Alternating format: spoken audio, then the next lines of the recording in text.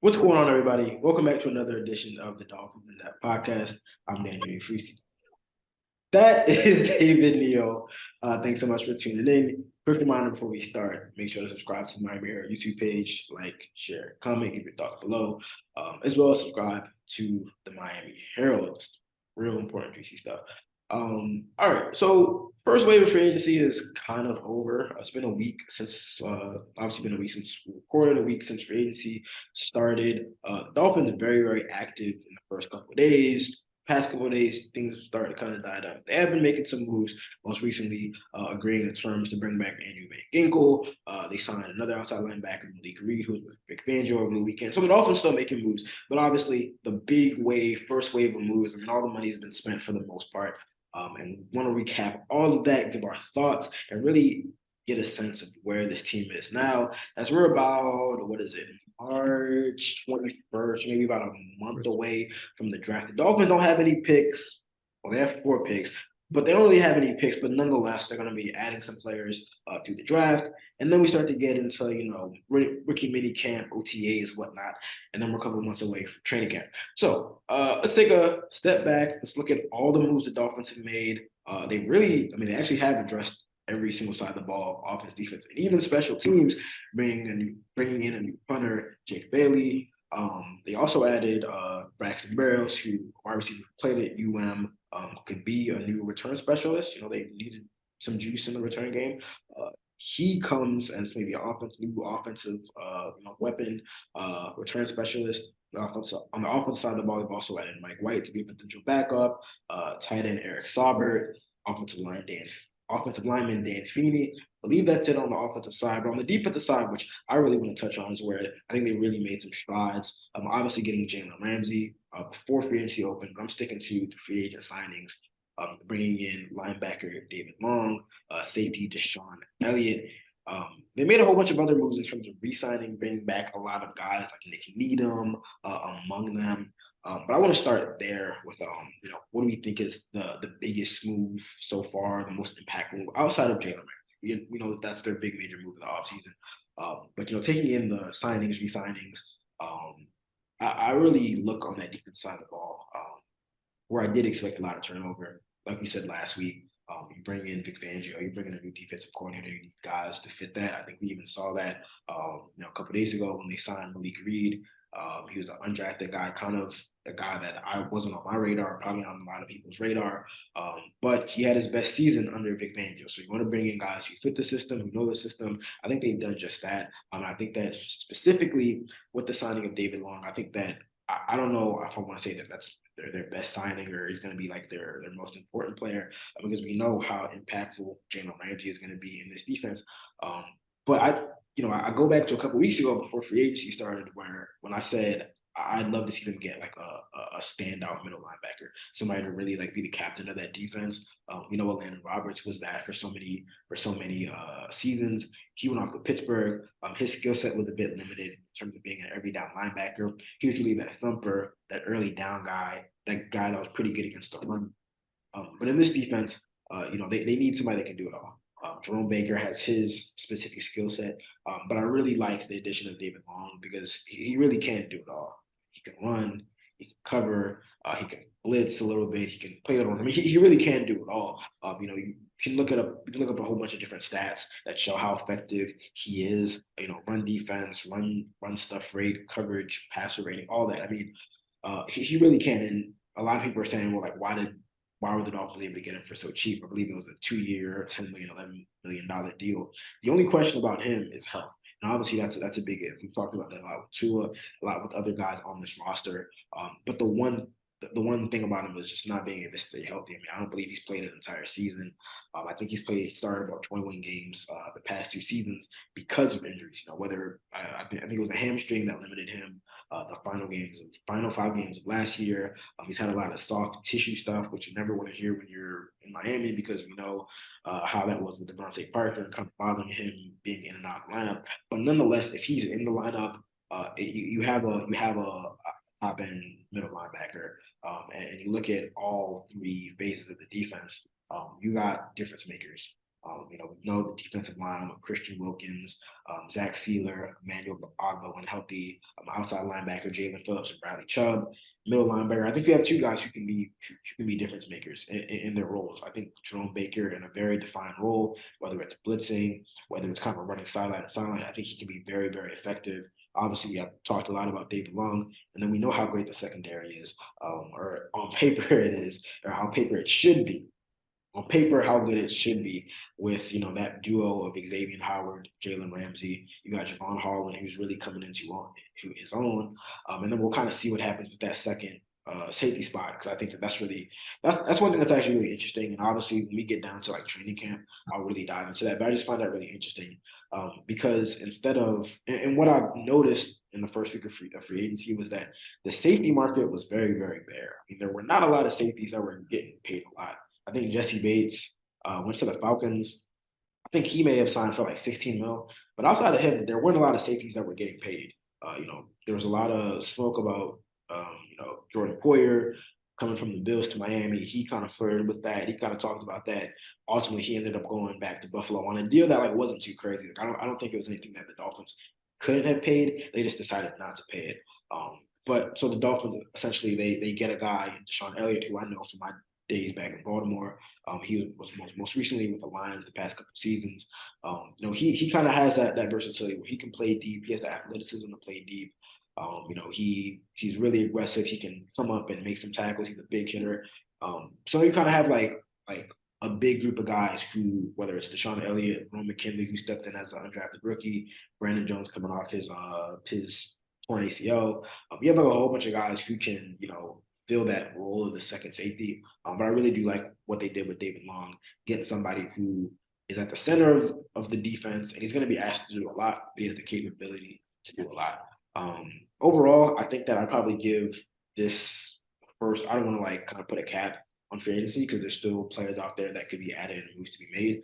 But if I have to put like a grade for week one, this kind of first wave of free agency, I'll probably give it like an A minus. And the one thing that's like preventing it from being an A is maybe not addressing the offensive line in a manner that is complete. We've talked about that a lot.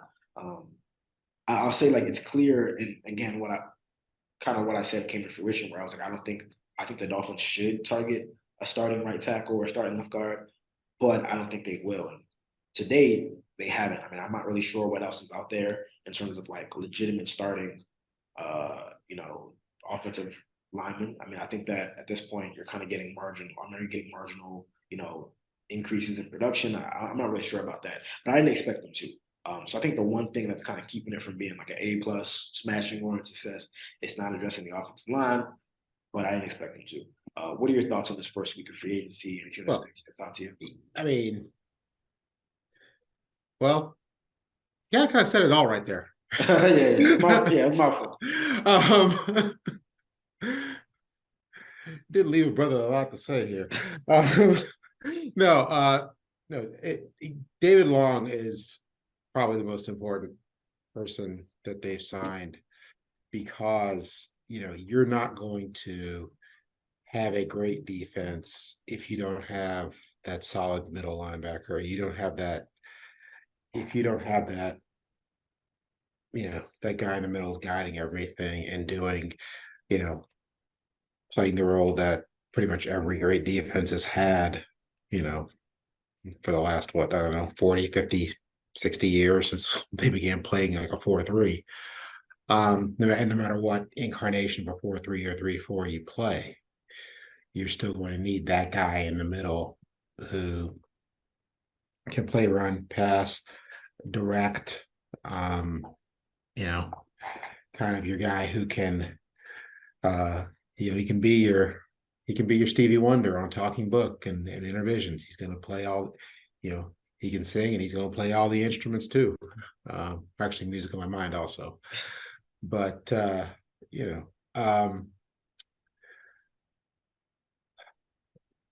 offensive line.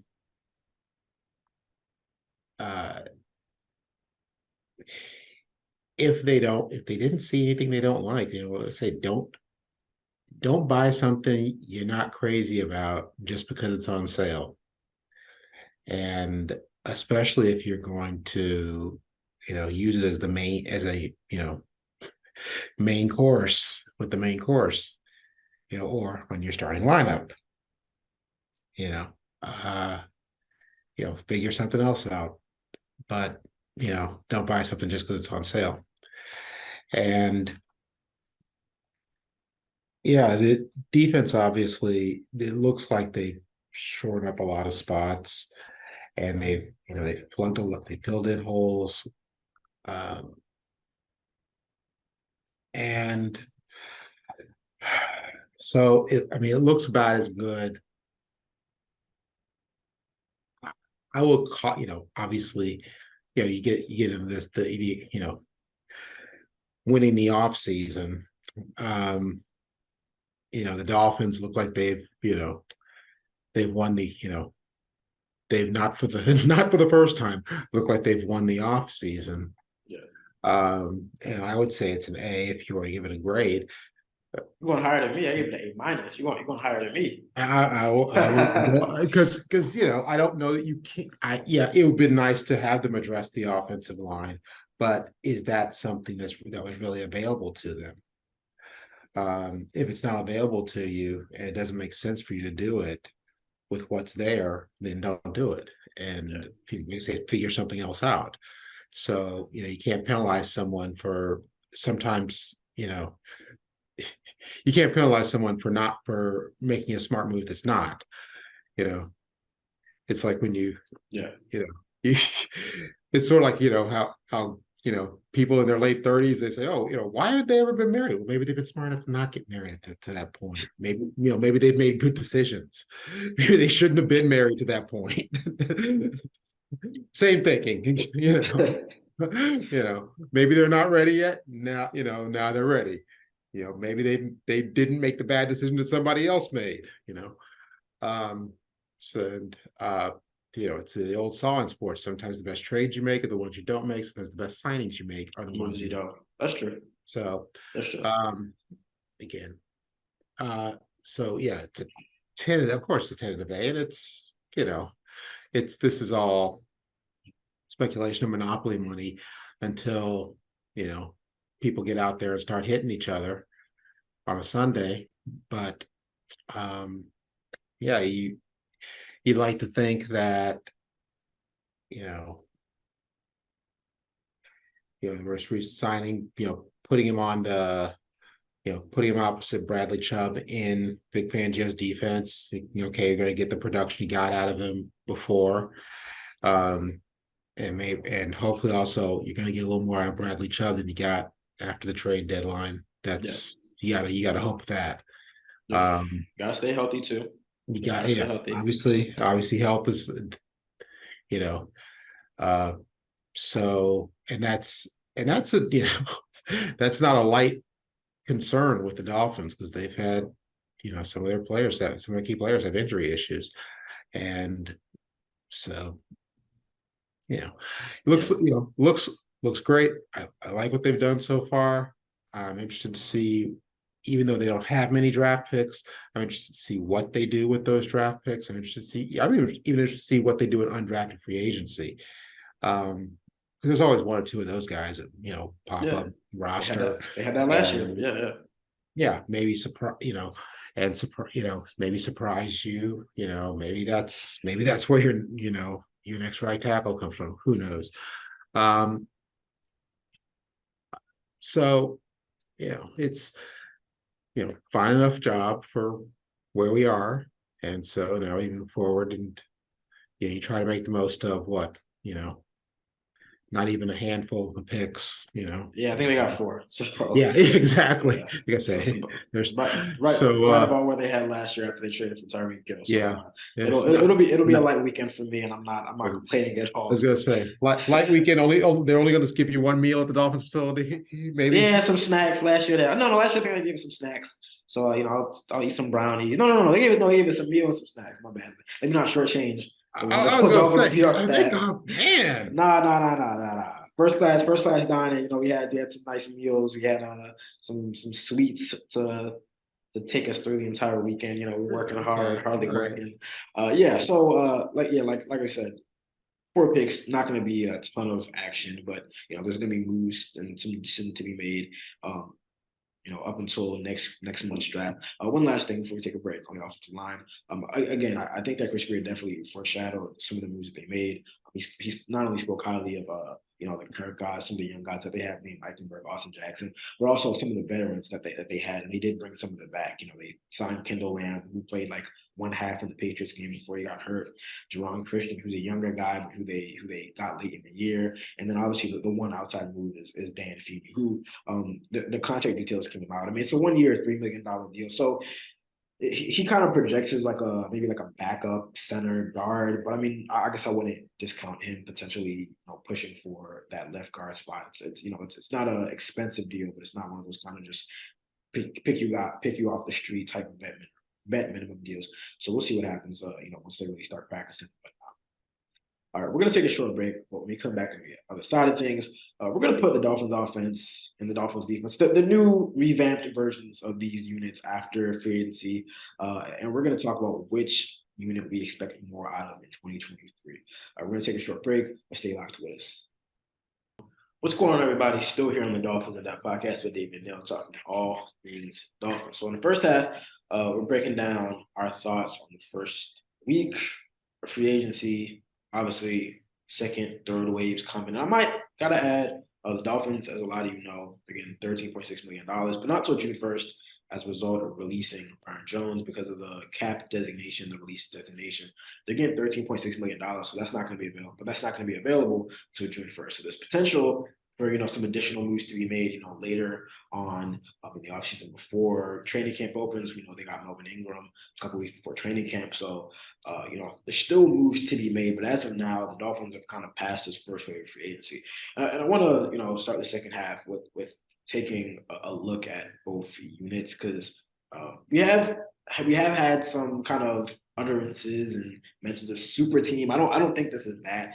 Yeah, I wouldn't go that far. But this is definitely a very talented team. I'm not saying it's a super team, but some people have kind of been thrown out there. I mean, I'll say this: they have been. Slow down. But I'll say this: the Dolphins have definitely been acquiring star talent. We got Jalen Ramsey, Tyreek Hill, Bradley Chubb, Torn Armstead. We got some budding kind of stars and Jalen Waddle and Javon Holland and some other guys. But the point is, this is a very talented group. But I was curious, which group are we expecting more of? Do we expect to be better? I mean, in 2022, this was a very, very, very good. I mean, a great offense. There's no way to share. It was a great offense when Tua was under center. They're top 3 in points, yards per play, 11 in points. Obviously, because Tua missed games. On the defense side of the ball, they struggled, as we all know, which kind of led to this overhaul. Bottom 10 in points allowed. I believe 14th in yards per play. But again, there's been an influx of talent on the defensive side. Jalen Ramsey, David Long. We talked about some others. On the offensive side of the ball, as we said, there's a lot of continuity, but there are having a couple of departures, especially on that side of the ball. Mike Gesicki, who was off to use the word seldom used in his 1 year with Mike McDaniel, seldom used. He's headed to the Patriots, so they're still going to see Mike Gesicki in the gritty in the AFC East, but it's going to be with their division rival Trent Sherfield, who was kind of more of an anonymous roster addition this time last year, but he ended up being the number 3 wide receiver. Really good blocker for them, kind of a trusted pass catcher when Jalen Waddle and Tyreek Hill recovered. He's going on to the Bills. Everyone's linking up with the ops. I don't know what's going on. We got a lot of linking up with the ops this offseason. But nonetheless, some changes on the offensive side of the ball. What unit are you expecting more from? I mean, is it the offense, the defense? And I'm gonna say with the caveat that Tua is healthy, because I know that's a big caveat. Well, with the caveat that Tua is healthy, which unit are you expecting more from? In the games where Tua is healthy, if you take the sliders off, no injuries on there. No.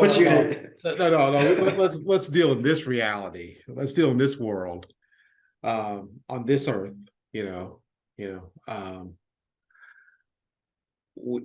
On this earth, Tua hasn't played 17 games. So I get to say it this way. When he is healthy, I expect more from the offense because they have shown what they can be. And they've shown what they are when he is healthy. Um, when he's not healthy, well, they haven't been terrible. Well, Yeah, pretty bad. those two Jets games were pretty brutal. Yeah, it was pretty. Um, The offense was pretty bad. those are hard. Those are hard. Those were easy to delete off the DVR. Yeah. But yeah, I expect more from the offense. The defense, again, looks good. Looks like you got a lot of pieces there that now it's, are they all going to fit together the way we think they should? And football, as much as any other sport, team game, is a team game, and it's not an all-star game. But one thing I'll say is that I don't think that they've had any like major departures that have been like really derail the unit in kind of year two of the scheme with McDaniel. But I'll say I think there's something to be said for teams having more film, being a little better prepared. I'm not saying this is like a Wildcat. It's not like a gimmicky offense, but I think there's something to be said for like, okay, now we've seen teams are going into another season where they've had like a year's worth of film on the key players, the scheme, what they like to do, and I think that we'll even hear this from McDaniel in the coming weeks, and so especially when spring workouts start, but like they have to evolve. The offense has to evolve. Obviously they're going to be based in what they want to do, but they have to evolve if they want to improve. I mean, I don't know how much more improvement you can be from third and points per yards per play and whatnot, but they have to evolve. Do you think that they've done enough to be able to evolve, but in different types of ways? They have to evolve, and that's on McDaniel. That's on your coach on how they, because the players are who they are. That's true. Okay. Yeah. And their talents are what they are. And, you chose to bring them back. Okay, fine. You know what you want your identity to be and what you want your base self to be. But now, what other masks can you put on when you need to put those masks on to, be somebody else or be a little bit of somebody else when you need to. And that's on McDaniel. And this is going to be an interesting offseason as much really for him. And this season is going to be very interesting for him. Okay, they got a year of film on you. Some things that worked, some things that didn't. Some games where like the San Diego game where you didn't get anything going, or the two Jets games. Well, because you playing backups, but you really didn't get anything going, even by backup standards. And so, how do you evolve? How do you prepare for, okay, we want to do this, you're going to do this. So now if you do this, then we're going to do this and keep you honest, or keep you in the defense we want you in so we can do what we like to do. And how can we continue to dictate to you as an offense? That's on Mike McDaniel. And I hope he's got some answers. That's why you're there. That's why you were given the That's shot. true, but I will say one thing I'll say is I look at maybe the one deficiency in the offense last year, and that was the running game. I'm not going to get too much in the weeds of it, but I think that the raw production was maybe lacking because they just didn't run the ball. But also wonder like why didn't they run the ball as much? Like was it because they didn't feel confident in it because they felt better about passing more? there was a lot of talk about whether the Dolphins should target like a big name running back. And, it seems like they did kind of make some calls on Dalvin Cook and maybe some others, but they pretty much ran it back with the entire running back. They signed all four running backs that they had last year. So you signed all three running backs, and Jeff Wilson and Raheem Mostert were very productive, like on a yards per carry average by the end of the season. But you sign all four running backs back, and you don't make significant upgrades to the offensive line. What proof is there to show that? What reason is there to believe that this running game is going to be marginally better than it was last year? That's the one thing that I think What's that tell you that the front office was thinking the problem was? the offensive line, but Well, the offensive line, or maybe, hey, Mike, you kind of fell in love with the pass a little bit. I mean, the pass was pretty good, so I don't blame him. I don't blame him. You're good, but you have to know how to shift gears. You have to know how to shift gears. Yeah. The best coaches know how to shift gears. And, it's tempting to, design almost every play to sheet. Gee, how can we get the ball to Tyreek or Jalen in an open space? But, there's only, what happens if you can only do that a couple times a game?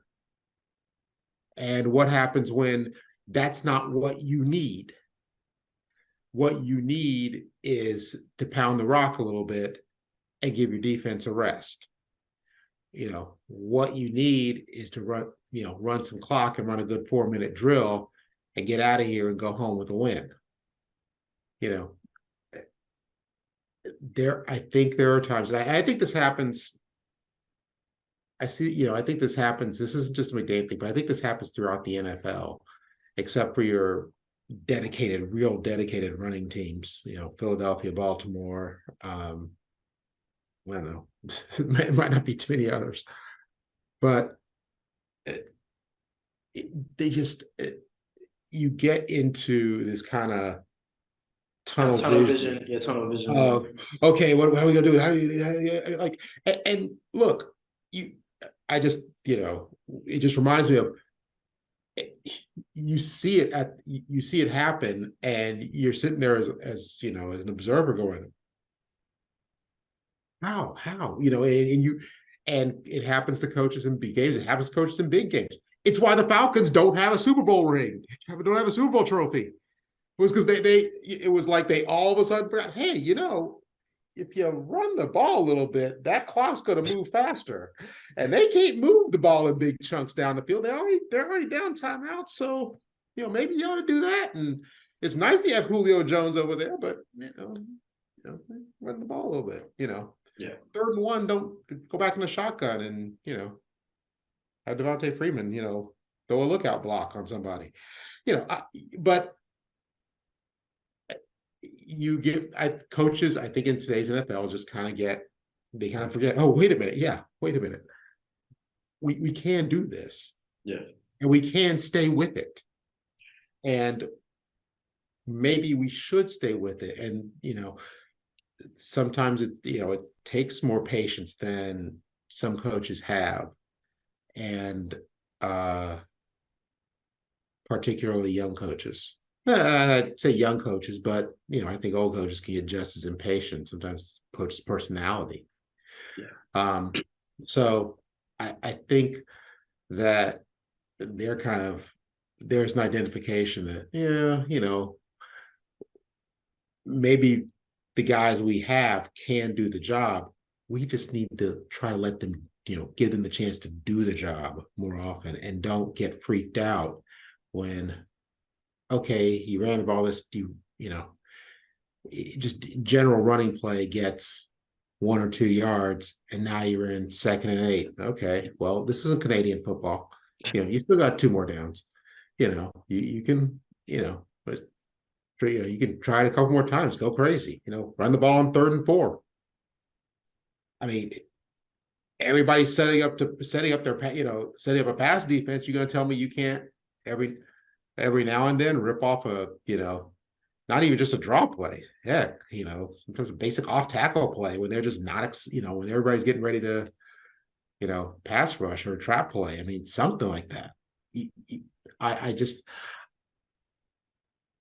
I think that, and I like the way their running backs run. So I just think they need to give them,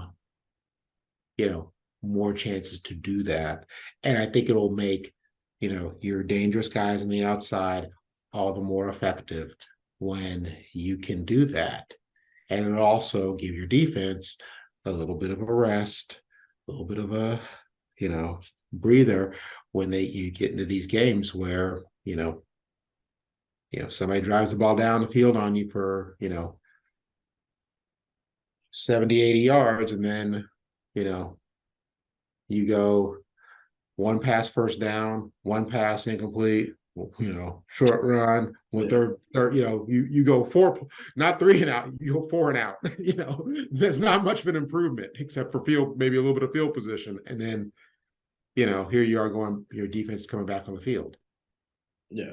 So yeah, no, one of the sore spots really for them was the third and short. I know, especially after the second Bills game, that was something I wrote about, something I asked McDaniel about, something a lot of fans were bothered about, the fact that like they get into these third and like two, third and three, third and one. It's like they either can't run and convert it, or they choose not to, and they're not able to, or they choose to pass and they don't convert that way. So I think that's something as well that they gotta they gotta find some answers to, and maybe it does lie with the offensive. I mean, they talked about how we talked about it a lot. You got to get that continuity with the offensive line. When you have a lot of guys in and out of the lineup, you just don't have that level of confidence that all five are going to work in sync. So sometimes it is a little easier to just drop back and hope that Tyreek Hill and Jalen Waddle get open, because they usually do, than hoping that you have five guys who maybe don't have that level of comfort, familiarity, and continuity, executing their blocks, at a high level to kind of convert on the run. But also becomes a mindset thing. It really does become a mindset thing of of how good you are at, converting those. It's a mindset, but it's, maybe it's also coaching. Because on the flip side of the ball, there are certain defensive coaches, Belichick is one of them, who coach short yardage very well. Yeah. And on the other side of the ball, I remember those, back when those, you have those Brady Manning games in the 2000s, how many times you would, and this would be played out in the stats you saw every week, how many times there were key plays that were short yardage plays that, the Colts just, they weren't a short yardage team. That year, Manning had 49 TD passes in Indianapolis. He had a bunch of 1 yarders. Why? Well, look at their rate of conversion on 3rd and 1. It was like 50%.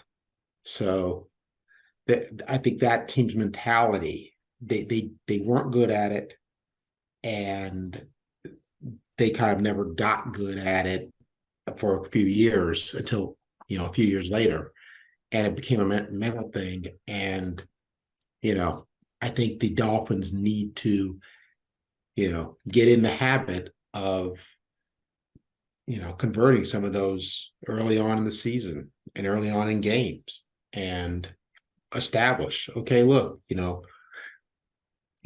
when we need it, we're going to get it. Yeah. The late Jim Mandich used to say, one of my coaches would always tell me, there's going to come a time in a game, every game, where you have to gain 1 yard. And I always think about that when you get these big, some big 3rd and 1 situation, and the team can't get it. And you're like, yeah, you need to develop that mentality of being able to do it. And I don't think the Dolphins ever developed that mentality that last year. I don't think they gave themselves a chance to develop that mentality. So, and Yeah. it also might be maybe they're not good enough at it. Maybe they don't have the person. Maybe they don't have good. Maybe the offensive line isn't good enough. But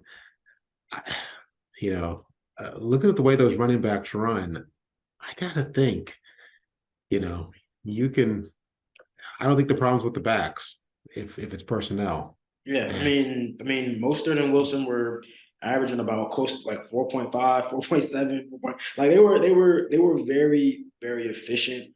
For me, it's not, and we've seen spurts of it. We've seen it in moments, whether it was the Cleveland game, whether it was that second Bills game, where Raheem Mostert really, he broke off the 60-yarder and he was just running hard the entire night. So they've had moments there. It's just a matter of the consistency. And for me, and kind of echoing some stuff that McDaniel said about in the past, it's not about necessarily like hitting a certain number. It's not about hitting like 30 rushing attempts per game, 25, 35. It's not about like, oh, we got to run this amount of times a game to like be successful overall. It's about like the efficiency and like when we need, like you said, when we need to convert, we're able to do it. When we are facing 3rd and 2, 3rd and 1, you have that faith that you can hand it off. Your offensive line is going to block well, and the running backs are going to get it. Like the ethos of this team is like it is who it is. Like when you have Tyreek Hill and Jalen Waddle, it's kind of like a dereliction of duty to not throw the ball,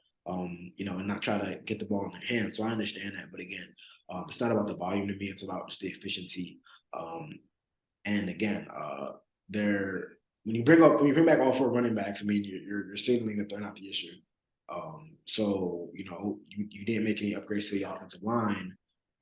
You're really banking on not only the guys you have in place being the guys to get it done, but also as well as they made a change on the offensive line coach getting in Butch Berry. Part of it is Matt Avalon. So you're really banking on that right there. I don't want to say I can make or break the offense, but it definitely could, decide whether this is an offense that stays where it's at, improves, or whether it regresses.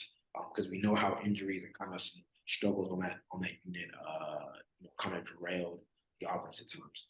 So we're both siding with the offense as the unit that we expect to be better. But I think there's the potential on the defensive side. I think like that. I think that there's a lot more room for improvement there. When you're yeah, but we should expect more from the offense because they've done it, and it's the same folks back another year, another year in the system, blah blah blah. There is no reason that they shouldn't look. Yeah, I think even better because the players should be even more comfortable in it. That's a real high bar to clear, though. That's a real high bar to clear from what they were last year. Well, yeah. So I feel you. If you're, it's a high bar to clear, but if you're the type of team that is thinking large and is thinking big and is thinking you're going to contend for the big trophy, well, so that you should have the mindset of, okay, we can be better, we can improve, we can be a better unit, because obviously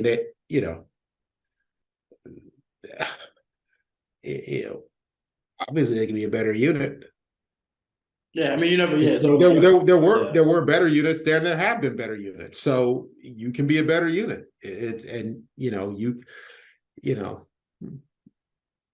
can try to be a better unit, and even if you're not necessarily okay, maybe at the end of the season, you may look up and all your numbers aren't better, but you produced when you needed to at every moment that you needed to, or near every moment that you needed to.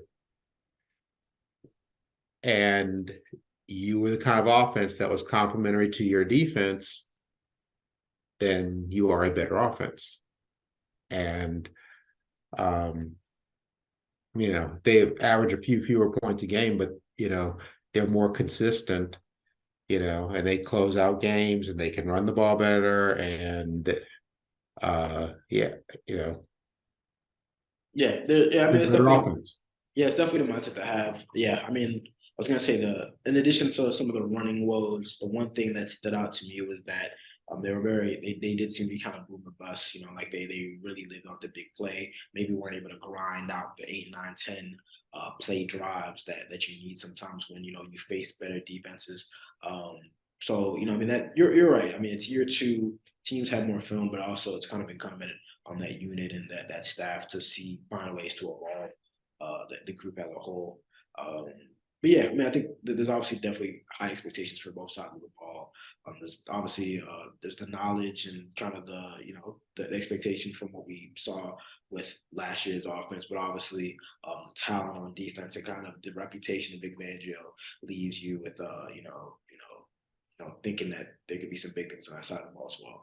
So we'll see. Again, still a lot of time before training camp, before the season starts. But it's all fun to kind of throw it around, kind of give our thoughts and our projections to the games really matter. So that's what we'll keep on doing until we get to training camp and get to the season. All right. Well, that brings us to the end of another edition of the Dolphins In Depth podcast. I want to thank you guys as always for tuning in. As always, subscribe to the Miami Herald YouTube page, like, share, comment, give your thoughts below. Subscribe to the Miami Herald as well. We'll be back. We'll be back next week. I think next week we have the start of owners meetings. So Mike McDaniel, some other coaches around the league, maybe some owners are going to be talking from Phoenix. We're going to recap that, as well as any other free agency moves, news that may pop up in between then. We'll see you guys next week. But until then, you guys take care. See you.